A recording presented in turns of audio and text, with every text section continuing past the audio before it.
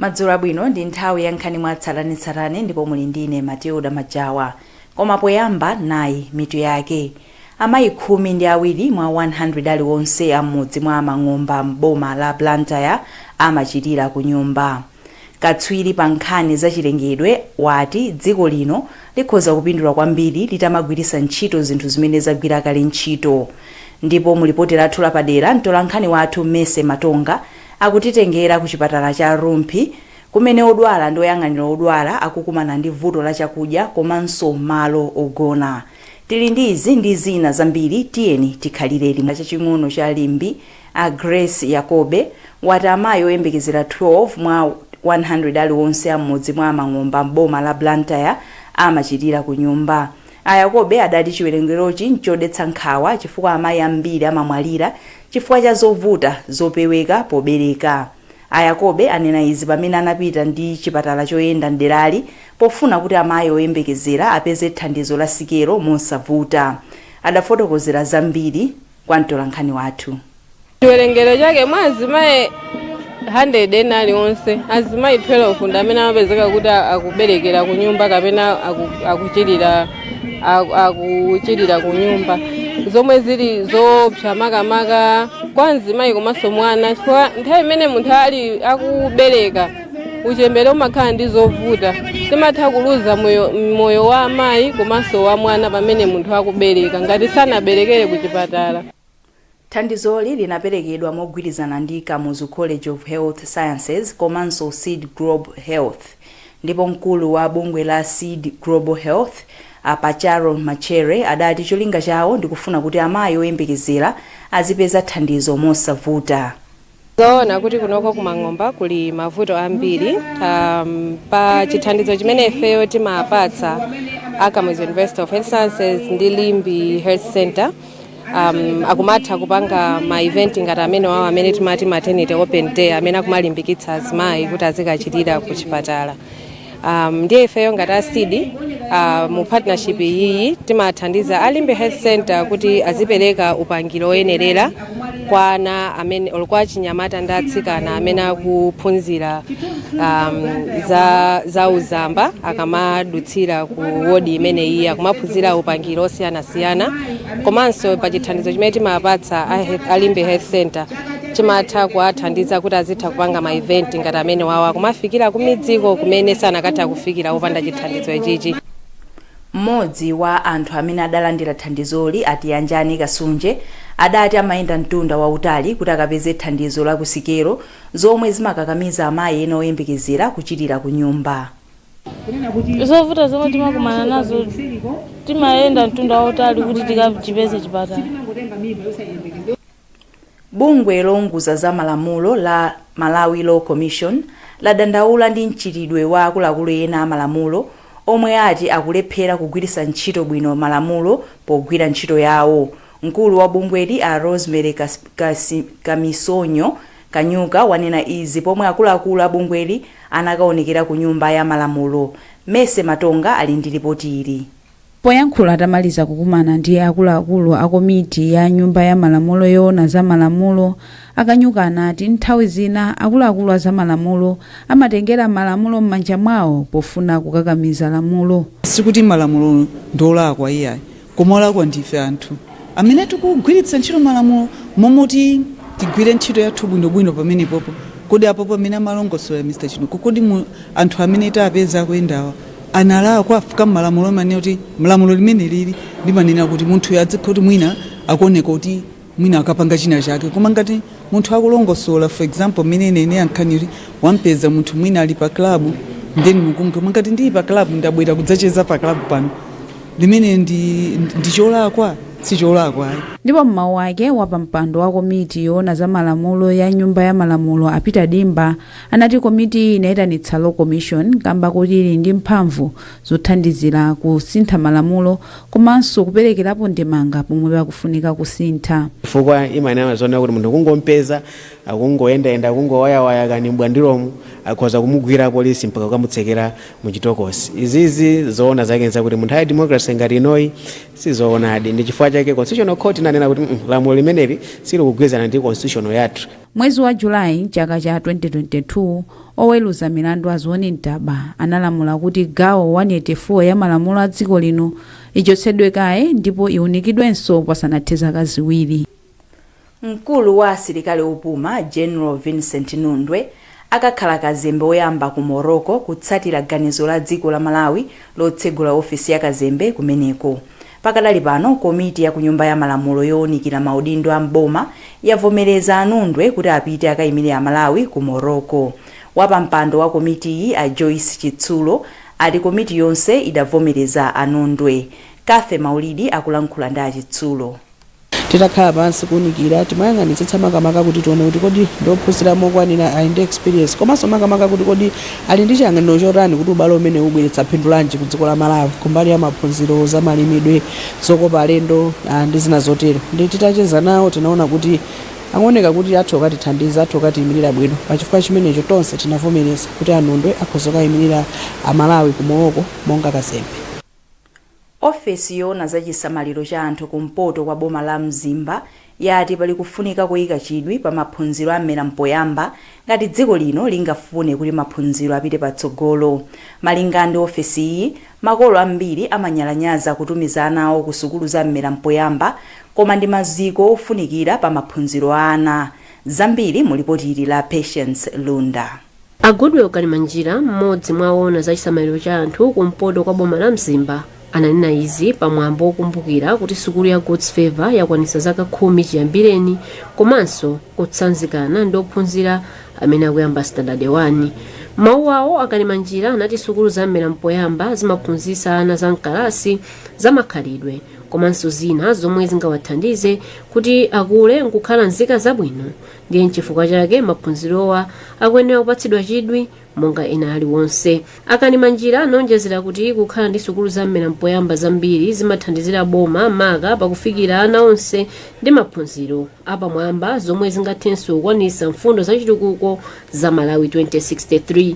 Iwo kenako anayamikira sukulu ya God's Favor pothandiza ophunzira ovutika 100 ndi maphunziro aulere, ndipo anati mabungwe ena nawo aphunzire kupanga izi kuti ana ambiri aphunzire. Ngati tikungothamangira ku primary ka ku tertiary education, nthawi zambiri ndi zimene timadandaula kuti maphunziro athu sakuyenda bwino, koma tizizindikira kuti kodi chiyambi chinali bwanji.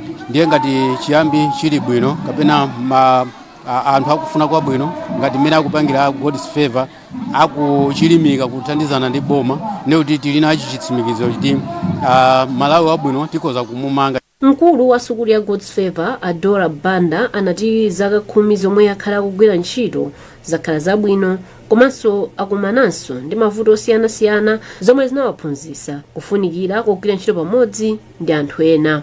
Abanda anonjezera kuti sukulu zomwe sizaboma zizigwira ntchito ndi sukulu za boma popeza cholinga cha onse ndi kupereka maphunziro kwa ana.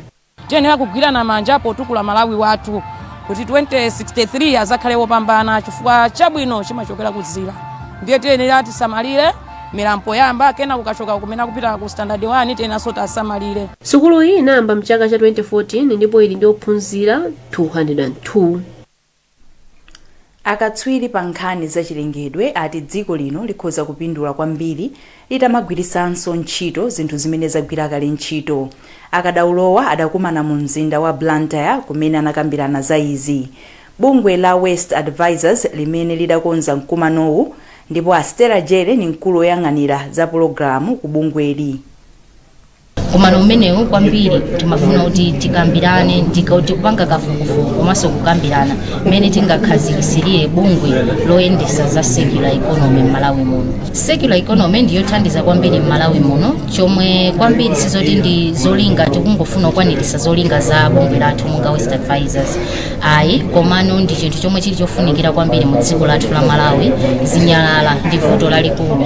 Komanso tikaona kuzachuma Malawi tikuononga ndalama zambiri kuyitanisa zinthu akatundu kuchokera kunja koma titakhazo tapanga mgwirizano kukhazikisa circular economy tikasiya mchitidwe wa linear economy wogwirizira ntchito mkutaya tikhala kuti 1 tikusamalira chilengedwe chathu tikuthandizira anthu amene akuvutika ndi zinyalala tikuthandizira ku makhonsolo athu m'mizinda yathu kasamalidwe ka zinyalala komanso tizathandizira kuchuma foti tiyamba chitukuko chopanga zinthu zosiyanasiyana zomwe timatha kuyitanisa kunja. mukuonera nkhani mwa tsatanetsatane kuchokera kuno kanema wa Times TTV. tipitiriza kupasirani nkhanizi zikatha izi. Yes, Loani. Zikomota kulandirani.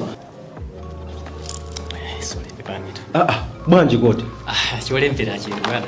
Ife tu maoffice muno timagwirisa ntchito zolembera zake zimenezi. Cholembera ichi ndi cha bundle. Zolembera za bundle zakhazi kukutumikirani kwa nthawi yayitali. Pano ndikulengeza kuti tabwera ndi zolembera zatsopano zomwe zili m'mapangidwe awiri, classic ndi winner. Zolemberazi ndi zokongola, zolemba bwino komanso zolemba nthawi yayitali. Zolembera za bundle zimabwera m'mitundu inayi, black, blue, red ndi green, ndipo mutha kugwiritsa ntchito mu ofesi, ku sukulu ndi malo ena. Akupanga zolembera za bundle ndi a Euro Industries, kampani yeniyeni ya Chimalawi. Gulani katundu wopangidwa ku Malawi konkuno kuti mutukule dziko lanu. Phone Blantyre 0888 107 261, Lilongwe 0886 074 737. Bundle, buy original, avoid counterfeit. Bundle, write miles with a smile.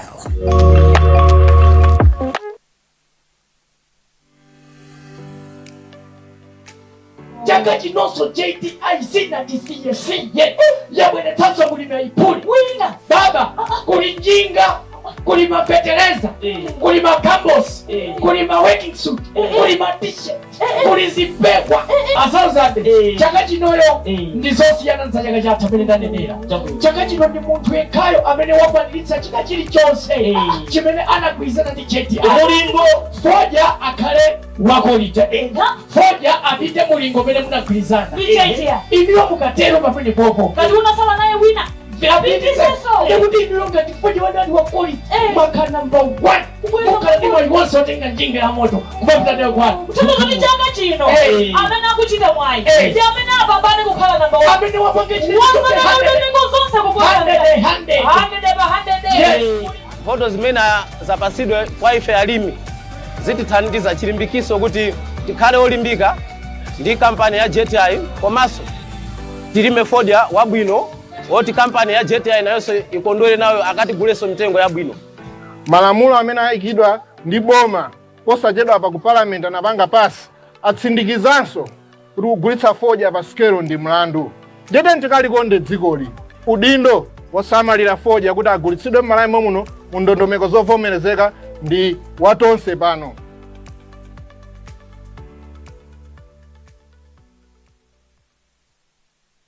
So kupitirira ni nkhani zathu, zipatala zimayenera kupereka chiyembekezo ndi chikhulupiriro kwa odwala omwe ali m'mavuto akulu ndi kuyang'anizana ndi imfa.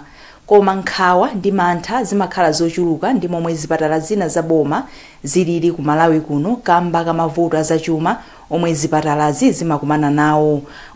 Mulipoti lathu makamaka lapadera Mese Matonga anapita ku Rumpi Hospital kumene odwala ndi oyang'anira odwala akukumana ndi vuto la chakudya komanso malo ogona. Pa ulendowu tidayenda limodzi ndi ena mwa aphungu a ku nyumba ya malamulo omwe amafufuza za chakudya mzipatala. Ili linali gawo limodzi la programu ya AMREF yomwe ikuthandizira kuti zipatala zizisunga ndalama zomwe zizithandizira mavuto ena akagwa. Kufika kwathu tinakayendera malo ophikirako chakudya. Malinga ndi akadaulo oona za zakudya akuti chakudya chimene chimagawidwa pa chipatalachi nchosakwanira. Nthawi zambiri odwala amadya nsima ndi nyemba. Izi zimachitika tsiku lililonse kamodzi nthawi ya masana ikadutsa 2 koloko. Kumavuto amene tinawo chipatala pano ndizoonadi chipatala chino chinamangidwa 1970. So 1970 kufika panopo ndi 50 years yadusapo. pa nthawi imeneyo zaka 50 zimene zapitazo kunali anthu ochepa, koma pano anthu achulukana. Ndi chifukwa chipatala chake chikugwiritsa ntchito chimodzi chomwecho, so malo ndi ovuta kwambiri. Ukapeza kuti anthu akuunjikana kwambiri wodi imodzi, koma sitingachitire mwina koma kuwathandiza anthu aja mwina wake moyenerera kuti mwina wake nthawi yokhala mchipatala zikhala yochepa. Malinga ndi mkulu woyang'anira chipatalachi chimalandira ndalama zokwana 34 miliyoni pa mwezi. Ndalamazi zimagwiritsidwa ntchito pogula mankhwala ndi zofunikira zina monga mabilu amagetsi ndi madzi. Vuto lina pa chipatala cha Rumphi ndi lakusowa kwa malo ogona odwala nthenda zosiyanasiyana amaphatikizidwa mu chipinda chimodzi. Koma ndi vuto ndithu chifukwa anthu ambiri amatha ena kugona pansi, mati floor beds, mattress kwayika pansi penipeni ndikugona popo chifukwa cha kuchepa kwa malo. So ndi chakale chipatala chino tivomereze kuti chinamangidwa ndithu ndi kuli anthu ochepa. Edina Nyirenda wa zaka 55 ndi mthandizi wa Maria Kamwendo, komabe Maria Kamwendo akugawana ndi azimayi odwala koma matenda osiyanasiyana amangophatikiza malo amodzi. Kuonjezerapo tiliso ndi azimayi apakati osathamyesa amachita soditi yomwe ino. Komatu mavuto ena omwe taona pa chipatala cha Rumphi monga kuvuta kwa chakudya, nacho chipatala chachikulu cha boma cha Mzimba pansi pa Mbewa District Council chili ndi mavuto onga omwewa. Komabe kuona kwathu mavuto a chipatala cha Mzimba alipo ocheperapo kamba kuti pa chipatalachi odwala amadya katatu. Mkulu wa zaumoyo ku Mbewa District Council Dr. Prince Chirwa akuti pano odwala amadya katatu nsima ya nyemba tsiku lililonse kupatulapo tsiku la Christmas. Mwina apopereka chakudya katatu pa tsiku inde apopo tikukhutira, komano khumbo lathu ndonena kuti no tikapereka zakudyazo tizipeka zimene zili ndi za magulu 6 monga ngati mene zimafunikira.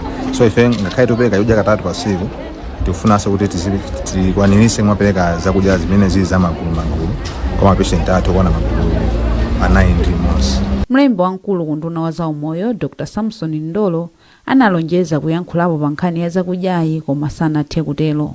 Mkulu wa Malawi Health Equity Network a George Jobe anati ndi zodandaulitsa ndi mavuto omwe ali mzipatalawa ndi odandaulitsa kwambiri. Zona zake ndi zakuti sibwino kutenga anthu odwala matenda osiyanasiyana kuwaphatikiza mu wodi imodzi, chifukwa mmene momo ena angatolengera matenda ena amene alibepo. Pothirapo Ndemanga wachiwiri wa komiti ya zaumoyo ya nyumba ya malamulo a Yurita Valeta anati ulendowu wabweretsa poyera mavuto omwe akudza kamba kakupereka ndalama zochepa mu gawo la zaumoyo. Peza kuno tikayankhula ndi a ministry, komano chimene ndikuona kwambiri nchonena kuti chifukwa zakudya zokumakhala zokwera akapanga budget ya chaka ikumapezeka kuti sikukwanira. Ndiyebe ngati boma tikapempha ministry kunena kuti ayesese kuti mwina budget iyo izibwera mwachangu fana dandaulaso kuti nthawi zina amatha kukhala 3 months asanalandire ndalama zoti athandizire pa chipatala. Ndiye tikayesa kuyankhula ndi a ministry kunena kuti ayesese ndithu kuti ndalama zizibwera mwachangu. Pakadali pano dziko lino silikufikira nsanamira za ndondomeko za Abuja Declaration zomwe zimalimbikitsa maiko kuti adziyika ndalama zosachepera 15 kwacha pa 100 kwacha iliyonse mu dongosolo la zachuma kuti ipititse patsogolo ntchito za umoyo. Bungwe la National Commission for Science and Technology lakhazikitsa tsamba la pa internet limene cholinga chake ndi kutukula anthu amene amabwera ndi luso losiyanasiyana kapena kuti ma innovators amene akugwirizira ngati mkulu wa nthambi yona za luso la makono a Isaac Chingota wati ndondomekoyi ithandizanso kulumikizanisa anthu a lusowa komanso ochita zakafukufuku ndi amene amapereka thandizo. Achingota akufotokoza zambiri. Nde ngati ku commission tinachitako kafukufuku wina wochepa mu 2021 amene timaona kuti zomwe zimalepheretsa kuti kafukufuku wathu apere pansika ndi chani. Nde mu kafukufuku amene anaonetsa kuti ino pamakhala kusalumikizana bwino pakati pa anthu ochita kafukufuku ndi anthu amalonda kapena anthu amene ndi ndalama amene angathandize kafukufuku amene yoyo. amalonda amanena kuti ife sitikudziwa kuti no anthu akafukufukuwo akupanga chani andi zomwe apeza zili kuti anthu amene apanga kafukufukuwo kapena masayansi maluso osiyanasiyana nawo samanena ife timapanga maluso awa komano anthu amene ali ndi ndalama kapena makampani sakutenga zinthu zathuzi. Ndiye ngati ku commission naganiza kuti mwina tiyese kukhazikitsa njira imeneyi yodzera pa intaneti yokuti no anthu akafukufuku ndi anthu opanga malonda kapena ali ndi ndalama ndi kuthekera kwa ndalama azitakumana pa njira ya intaneti imeneyi pamene ife ya commission tizigwira ntchito yomongonisisa kuti no ubale umene ukuyenda bwino komanso ndikuona kuti no kafukufukuyo akuthandizadi. President wa Independent Schools Association of Malawi Wycliffe Chimwendo wasindika kufunika kuti makolo azikhala ndi nthawi yocheza ndi ana awo kuti azikula bwino. Iwo ayankhula izi pomwe sukulu ya Blantyre Baptist Christian imasekera chaka cha maphunziro cha 2023 to 2024 mu mzinda wa Blantyre. Zambiri mu ripoti ili limene walemba ndi Gift Sitima koma wawerenga ndi Isaac Salima.